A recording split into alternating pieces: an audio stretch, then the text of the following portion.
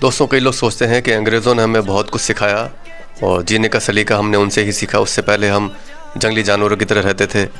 हमारी life expectancy बहुत कम थी, 30 से 40 साल, और बहुत से बच्चे पैदा होते ही मर जाते थे। देखिए, इसमें हमें एक बात सोचनी पड़ेगी कि जिस समय की हम बात कर रहे हैं, जब अंग्रेज़ भारत में आए थे, उस समय हमारा विश्व व्यापार में जो हिस्सा था वो करीब 25 से 28% था।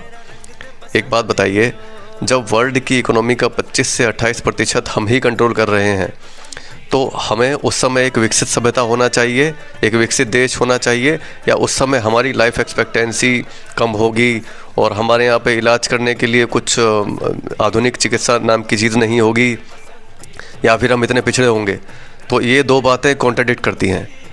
या तो ये बात सही है कि अगर हमारा व्यापार में हिस्सा इतना था तो इसका मतलब हमारे पास और भी सुविधाएं थीं और हम काफ़ी अच्छे से जी रहे थे, हमें जीने का तरीका पता था।